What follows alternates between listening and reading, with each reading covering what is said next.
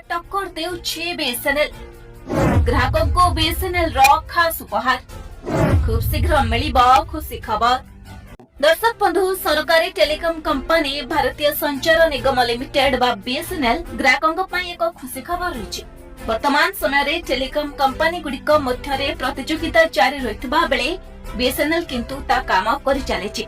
Company रो ग्राहकों को एबे मिलिबाकू जाउछि हाई स्पीड इंटरनेट सुविधा। कंपनी पक्षरु 2025 शेष सुधा 5G सर्विस लॉन्च हेबा खबर सामना आसिछि। मनी कंट्रोल रो एक रिपोर्ट हिसाब रे कंपनी मार्च 2025 जाय निजर 4G रोल आउट पूरा करबा परे 6 रु 8 मास भितरे 5G सर्विस आरंभ करबाकू योजना प्रस्तुत करूछि। कहा जाउछि कि कंपनी 2025 शेष बेलकू 25% ग्राहक मार्केट शेयर लक्ष्य उपरे रखिछि नजर। वर्तमान केवल भारती एयरटेल एवं रिलायंस जियो पूरा भारत में 10 कोटी रु अधिक ग्राहकों सहित 5G कवरेज प्रदान करुछंती। वोडाफोन आइडिया कहिछि कि से भिन्न भिन्न वेंडर मानक ठारू इक्विपमेंट ऑर्डर देबा प्रक्रिया रहिछि। तीनोटी टेलीकॉम ऑपरेटर जुलाई प्रारंभରୁ ନିଜର ଟାରିଫ ରେଟ୍ ବୃଦ୍ଧି କରିଛନ୍ତି, ଯାହା ଦ୍ୱାରା ଦାମରେ 10 ରୁ 27% ପର୍ଯ୍ୟନ୍ତ ବୃଦ୍ଧି ହୋଇଛି।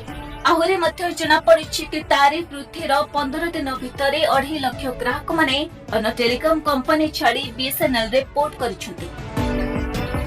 बीएसएनएल एबे भी कम इनकम करुथबा ग्राहकों पई सस्ता मोबाइल टैरिफ प्रदान करुछि। तेबे अगस्त 6 तारिख रे बीएसएनएल एहा भी घोषणा करिथला कि से 4G एवं 5G उपरि काम करुथबा ओवर द ईयर एवं यूनिवर्सल सिम प्लेटफॉर्म आनिबो। ଏହା ଦ୍ୱାରା ଗ୍ରାହକ ନିଜ ମୋବାଇଲ ନମ୍ବର ସହଜରେ ବାଛି